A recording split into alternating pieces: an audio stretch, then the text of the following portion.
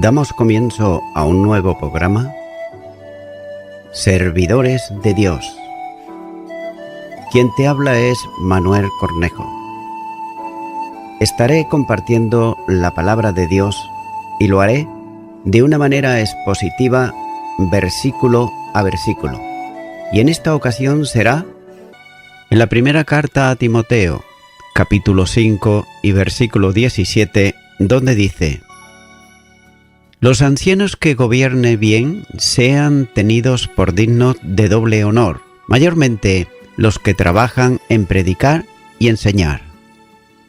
El apóstol Pablo, después de las recomendaciones sobre el trato que debe dárseles a distintos grupos de creyentes en la Iglesia, ahora va a concluir con una referencia a los ancianos, los sobreedores, líderes en la congregación.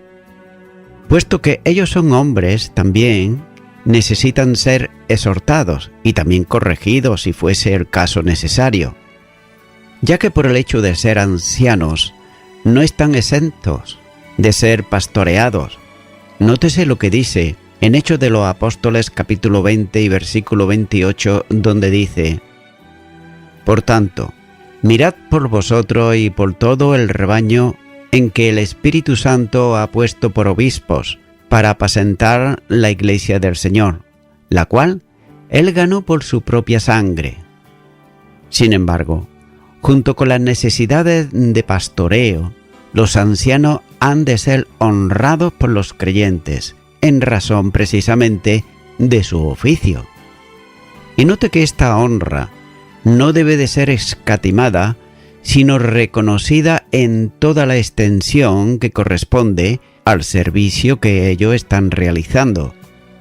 Y de este modo, introduce el apóstol el párrafo, cuando dice de quienes habla. Aquí no son los hombres de mayor edad, a quienes ha hecho referencia anteriormente en el versículo 1, sino los que ejerciendo el liderazgo gobiernan, o tal vez mejor presiden o dirigen la iglesia local.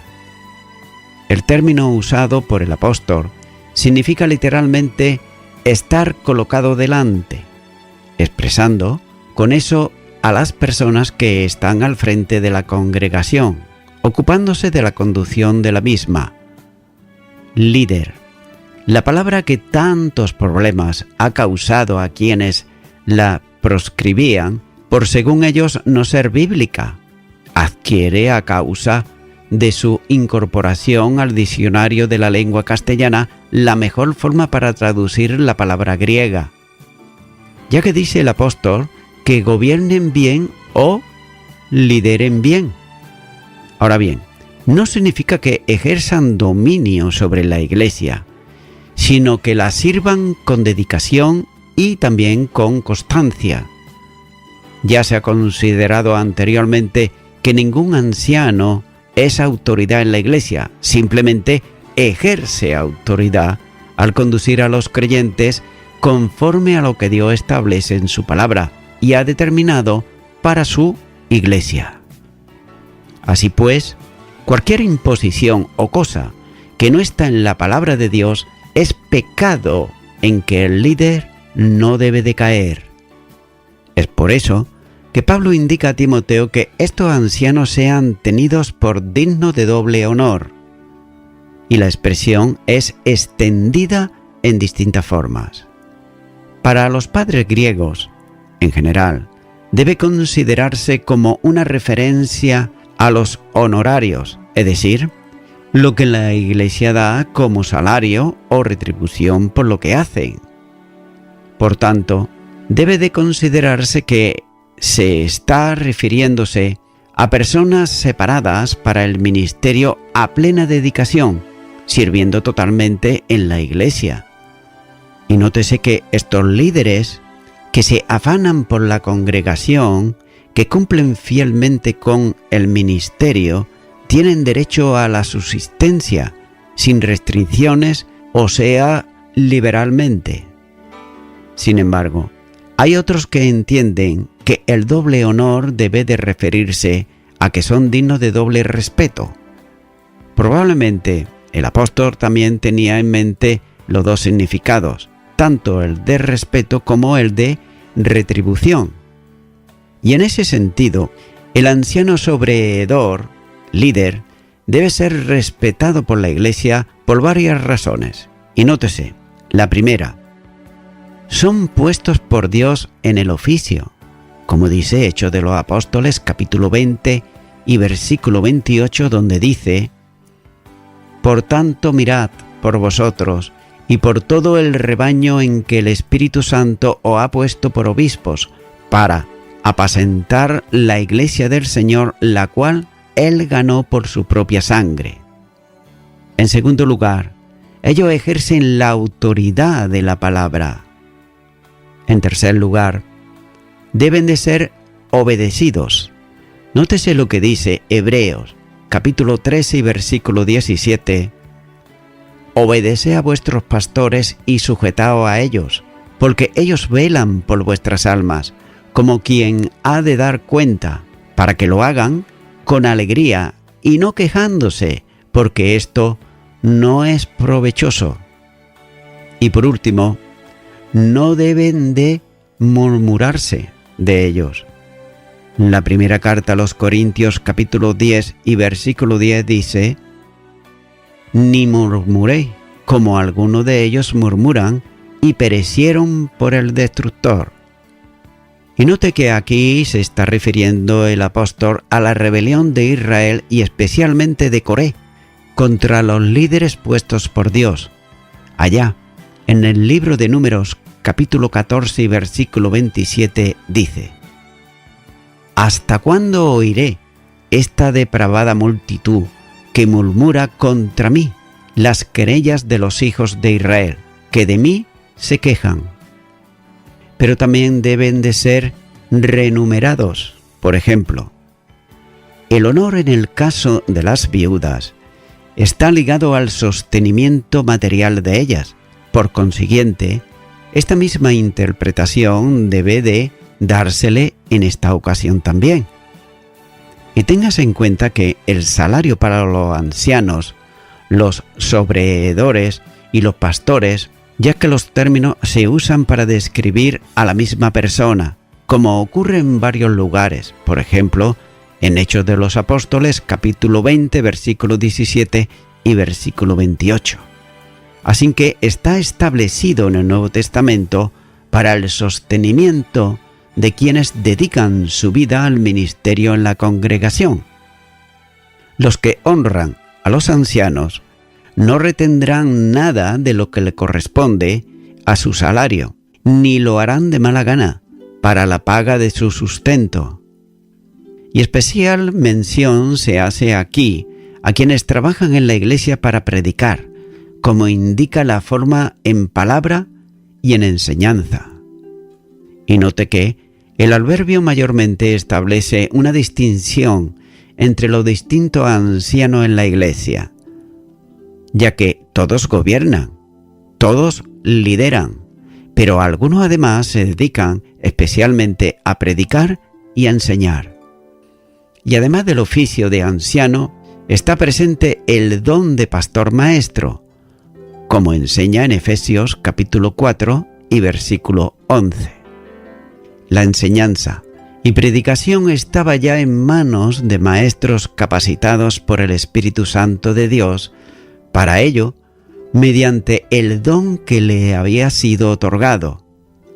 Ya en tiempo apostólico aparece la figura del pastor maestro, y lo hace dedicado a pleno tiempo para la obra del Señor.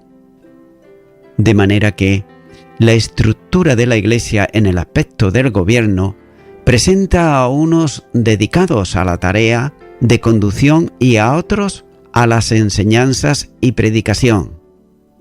Los que deben ser tenidos por dignos de doble honor merecen justamente la retribución, porque trabajan en predicar y también en enseñar. Así pues, no es algo sencillo y fácil estas tareas, y es realmente cuando se hace con sana conciencia delante del Señor, es decir, un trabajo arduo y fatigoso, pero que se hace con una conciencia sana. es necesario dedicar mucho tiempo al estudio y a la meditación y también, cómo no, a la oración. Especial derecho a doble honor tiene por estar involucrados en el pastoreo y también en la enseñanza.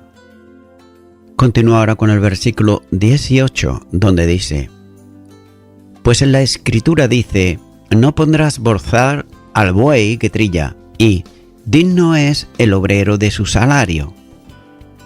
Pablo está aquí confirmando su mandato con dos textos bíblicos, ya que uno es tomado del Antiguo Testamento y otro del Nuevo Testamento. El primero es un mandamiento de la ley y el segundo palabras de Jesús, escritas por Lucas, con lo que se aprecia el concepto que daba de palabra inspirada a los escritos del Nuevo Testamento, equiparándolos a los del Antiguo Testamento. Y la cita del Antiguo Testamento está en Deuteronomio, capítulo 25 y versículo 4, donde dice: No pondrás bozal al buey cuando trillare. Está destinada a permitir que los animales que trabajaban, ellos puedan comer algo de aquello en que están trabajando.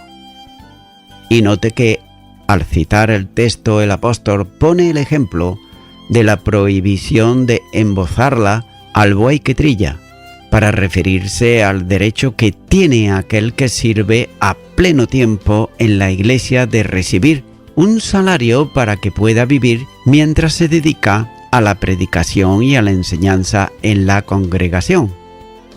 El mandamiento no tiene que ver tanto con el cuidado de los bueyes, sino que es conforme a la interpretación inspirada del apóstol, y es un ejemplo para que la congregación se cuide de proveer lo necesario para los que trabajan en la obra del Señor.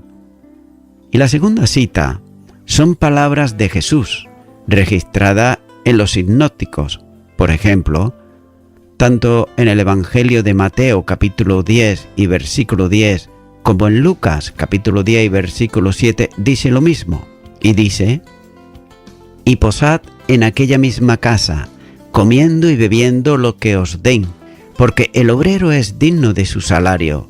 No os paséis de casa en casa. No cabe duda que el que sirve plenamente debe hacerlo confiado en el cuidado y también en la provisión del Señor. Sin embargo, no hay razón para entender que Cristo prohíbe la provisión de recursos para los que le sirven, ya que la verdadera madurez espiritual en el campo del servicio se expresa en las palabras del apóstol Pablo, cuando dice en Filipenses capítulo 4 y los versículos 11 al 13: He aprendido a contentarme cualquiera que sea mi situación, sé vivir humildemente y sé tener abundancia. En todo y por todo estoy enseñado, así que para estar saciado como para tener hambre, así para tener abundancia como para padecer necesidad. Todo lo puedo en Cristo que me fortalece. En todos los tiempos, los que fueron llamados por Dios a su servicio fueron sustentados por Él. Y un ejemplo amigable es en la vida de Elías, ya que cuando Elías tenía que huir de la persecución de sus enemigos, Dios abrió la tierra para que en sus cuevas pudiera descansar tranquilo, para el agua que necesitaba. El arroyo hizo provisión.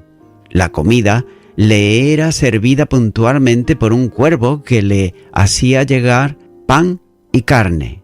Sorprendentemente, le daba lo que es su comida habitual, y cuando ya no corría el agua del arroyo, ni venía el cuervo con la carne, el Señor lo envió a una viuda para que lo alimentase, haciendo la provisión necesaria tanto para él como para ella y su hijo. Primer libro de Reyes, capítulo 17 y los versículos 2 al 16. No debe de olvidarse que uno de los nombres de Dios en el Antiguo Testamento es Yahvé Jireh, es decir, el Señor proveerá, dado por el hombre de la fe Abraham, al recibir la provisión suprema del sustituto para la vida de su hijo. Génesis capítulo 22 y versículo 14.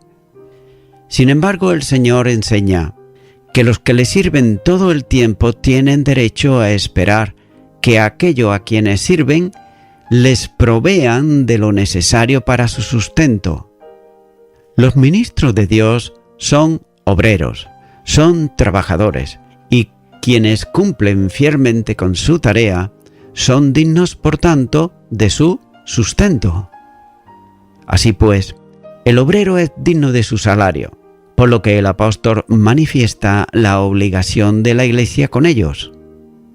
Porque están dedicados al ministerio de la Iglesia, ellos deben de recibir pago por esto, como lo defiende en el escrito a los Corintios, en su primera carta, capítulo 9 y los versículos 1 al 14. Sin embargo, a algunos les gustaría que la excepción que el apóstol hacía con el ministerio de no recibir retribución, para no generar tensiones con los que le acusaban de fundar iglesias para vivir a costa de ellas, fuese la forma habitual de los pastores, esto es, sirviesen sin recibir salario alguno.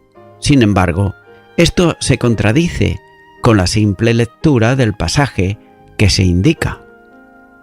Y el mismo apóstol recibía ocasionalmente ofrendas de otras iglesias, como era el caso, por ejemplo, de la iglesia de Filipo, que generosamente le enviaba para su sostenimiento, como se indica en Filipenses capítulo 4 y los versículos 10 al 20.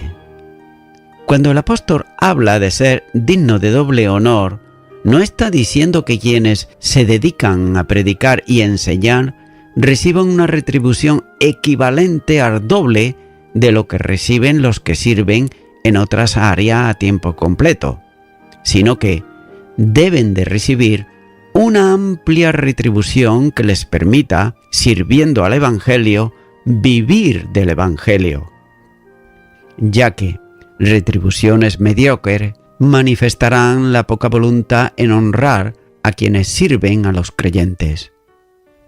Y nótese que quienes dedican toda su vida al servicio de la enseñanza y la predicación, porque ese ministerio demanda toda su atención, deben ser liberados de buscar el sustento, como se dice coloquialmente. Es decir, liberarlos para que dejen de buscar el sustento y lo reciban de la Iglesia. Por tanto, la enseñanza de Pablo es bien clara. El que sirve a pleno tiempo debe de recibir salario por su servicio. Y el primer trato que debe de recibir un anciano dedicado a la predicación y a la enseñanza es la atención a sus necesidades vitales. Continuará con el versículo 19, donde dice: contra un anciano no admitas acusación, sino con 2 o 3 testigos. El cuidado material de los ancianos sigue ahora la protección moral. Los líderes en la Iglesia están expuestos a las críticas, a las envidias, a los rencores de aquellos que le molestan, sin razón alguna, a la actuación de alguno de ellos. Y de ahí que el apóstol advierta a Timoteo sobre no prestar atención a los rumores o acusaciones contra ellos, porque siempre hay personas ociosas de acusar falsamente a un hombre de Dios, en base a múltiples situaciones, resentimientos, envidias, resistencia a la autoridad bíblica, oposición a la enseñanza, etcétera, etcétera. Y téngase en cuenta que quienes están en el ministerio han tenido que cumplir una serie de requisitos personales que se han mencionado antes en esta epístola, ya que servir a Cristo es un motivo de confianza en que Él, que ha llamado al servicio, se ocupará de la honorabilidad del siervo. Pero por otro lado, sin embargo, Satanás procurará que aquellos que son más capaces para servir sean retirados del servicio por la insidia de otros. Pero sin embargo el Señor promete protección para el que es acusado injustamente. Isaías, capítulo 54, versículo 15 y versículo 17 dice: Si alguno conspirare contra ti, lo hará sin mí. El que contra ti conspirare, delante de ti caerá. Ninguna arma forjada contra ti prosperará, y condenarás toda lengua que se levante contra ti en juicio. Esta es la herencia de los siervos del Señor, y su salvación de mí vendrá, dice el Señor. También, la confianza del que sirve es segura, y puede decir también con las palabras que dijo el profeta en Isaías capítulo 50 y los versículos 8 y 9, donde dice: Cercano está de mí el que me salva. ¿Quién contenderá conmigo? Juntémonos. ¿Quién es el adversario de mi causa? He aquí que Jehová el Señor me ayudará. ¿Quién hay que me condene? Con toda la recomendación hecha a Timoteo es clara. No debe admitir acusación en contra de un anciano, ya que la única acusación válida contra un anciano es mediante el testimonio de 2 o 3 testigos.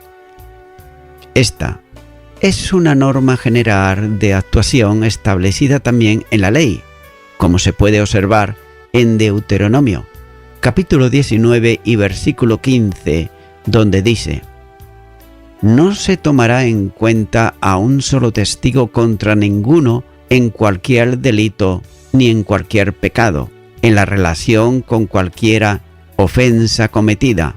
Solo por el testimonio de 2 o 3 testigos se mantendrá la acusación. Este mismo mandato fue refrendado por Cristo para el ejercicio de disciplina, en Mateo capítulo 18 y versículo 16. No quiere decir que no pueda ser acusado en cualquier manera un anciano, sino todo lo contrario, ya que la acusación se sustenta cuando hay testimonio fehaciente de 2 o 3 testigos. Ya que ningún líder, por el hecho de serlo, y nótese esto, está exento de ser acusado si hay pecado en su vida. Y el hecho de ser anciano en la Iglesia tampoco le exime del cumplimiento de la vida de santidad y de la ética conforme a la voluntad de Dios expresada en su palabra. Pero por otro lado, atacar a alguien que está sirviendo al Señor es algo enormemente serio, ya que los que se dedican a acusar falsamente a quienes Él ha llamado a su servicio, es decir, el Señor ha llamado a su servicio, se colocan en una grave situación espiritual. Continúo ahora con el versículo 20, donde dice: A los que persisten en pecar, repréndelos delante de todos, para que los demás también teman. Nótese que el tema no ha variado, y el apóstol está refiriéndose a los líderes de la Iglesia, esto es, los ancianos. Quizás alguna vez alguno de ellos caiga en una falta, en pecado, y en lugar de arrepentimiento no lo hay, sino todo lo contrario, hay persistencia.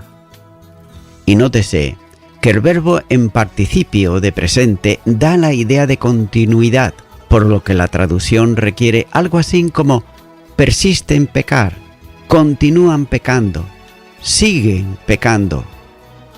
Contra los ancianos no se deben recibir acusaciones sin base, pero tampoco, por el hecho de ser anciano, puede mantenerse en una vida impropia de ellos. No tienen privilegios sobre el resto de la congregación, y esto debe de considerarse también muy en serio. No se dice en qué pecado persistían, pero generalmente se refiere a cualquier forma de vida que quebrante los requisitos establecidos para ellos. Con toda seguridad, puesto que el apóstol Pablo habla de persistir en pecar, tuvieron que haber sido advertidos en cuanto a ese comportamiento, y en el lugar de aceptar la exhortación, ellos se mantuvieron rebelde en la práctica del pecado. Estos debían ser reprendidos delante de todos. Note que el verbo tiene una larga serie de acepciones que va desde avergonzar, despreciar, convencer, reprochar, censurar, acusar, etc. Sin duda, la elección del término debe de establecerse sobre la base bíblica de la gracia, que no busca el castigo del que peca, sino la restauración del pecador. Por tanto, se trata de una acción de firmeza en cuanto a la denuncia del pecado, ya que es necesario reprocharle tal acción que estaba manifestando y manteniendo en su vida personal. Y es preciso determinar el significado y hacerlo delante de todos. Pudiera ser que se limitase a una reprensión delante de todos los otros ancianos, pero el sentido de totalidad del adjetivo conduce a entender la totalidad de la congregación, ya que el pecado de un líder adquiere una dimensión en cuanto a testimonio mayor que la de cualquier otro creyente. Posiblemente deba entenderse que la acción de represión conduce al cese del ejercicio del oficio de anciano. Ahora bien, y note esto, un don dado por el Espíritu Santo es irrevocable, pero el oficio requiere para ejercerlo unas características personales que se han considerado anteriormente en el capítulo 3 y los versículos del 2 al 7. Entonces, la razón que Pablo da es que la acción contra el anciano produzca un respeto reverente, temor, en toda la congregación y especialmente en los otros ancianos. Cuando se mantiene en la iglesia la regla de actuación contra el pecado manifiesto, sin buscarle disculpa, y la disciplina se establece no para castigar al que ha pecado, sino para restaurar su vida, se está actuando conforme a la voluntad de Dios. Pero ahora bien, y nótese esto, en ocasiones hay líderes, pastores, ancianos, que son corregidos por pecado en una iglesia. Tienen acogida, sin embargo, en otra iglesia. Y ha de entenderse y tenerse muy en cuenta que Dios no tolera el pecado ni es cómplice del pecado. Así pues, la corrección y la disciplina no demanda la reincorporación inmediata al ministerio de quien, habiendo sido disciplinado, reconoce su pecado y se aparta de él. Y voy concluyendo ya con esto. Estimado y estimada oyente, todo hombre, toda mujer, mientras estemos aquí en este mundo, que por otro lado, Satanás gobierna, el pecado es algo que puede ocurrir tanto a la persona más poderosa como a la persona más sencilla y pobre de este mundo. Pero lo peor de todo es cuando la persona persiste en el pecado. ¿Y qué es persistir en el pecado? Pues es sencillamente estarse rebelando, es decir, luchando en contra de Dios. En los tiempos de Pablo, y a los tiempos actuales también, los judíos eran pecadores, como lo siguen siendo en el día de hoy, y no sabían qué debían de hacer para reconciliarse con Dios. Y el apóstol Pedro le dijo, en Hechos de los Apóstoles capítulo 3 versículo 19, dice, así que arrepentíos y convertíos para que sean borrados vuestros pecados, para que venga de la presencia del Señor tiempos de refrigerio. Estimado y estimada oyente, Dios en su palabra sigue hoy diciendo a los pecadores: arrepentíos y convertíos, para que sean borrados vuestros pecados. Dios te ofrece su perdón por medio de Cristo Jesús, que pagó por tu delito y pecados en la cruz del Calvario. Es por tanto que yo ahora te animo a que tú ores conmigo esta oración de arrepentimiento, para que Dios perdone tus pecados y sean borrados.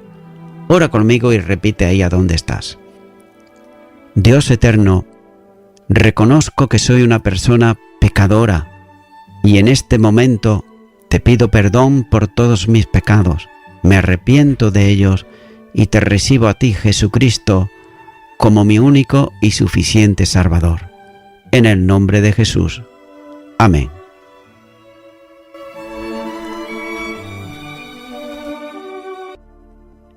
Amigo y amiga oyente, si tú has hecho esta oración de corazón, te recomiendo que comiences a orar a Dios, en primer lugar, en el nombre del Señor Jesucristo. Orar a Dios no es rezar, sino que es hablar con una persona. También te recomiendo que leas la palabra de Dios y lo hagas a diario. Comienza, por ejemplo, con el Nuevo Testamento. Y también, por último, te recomiendo que para que puedas crecer espiritualmente, te congregues en una iglesia cristiano-evangélica, donde se predique, se enseñe y se practique la sana doctrina y la palabra de Dios. Congrégate ahí y con el tiempo podrás crecer espiritualmente y también servir al Señor Jesucristo. Que Dios te bendiga. Y a toda la audiencia, nuevamente ya me estoy despidiendo de todos ustedes y será hasta el próximo programa. Que Dios os bendiga a todos.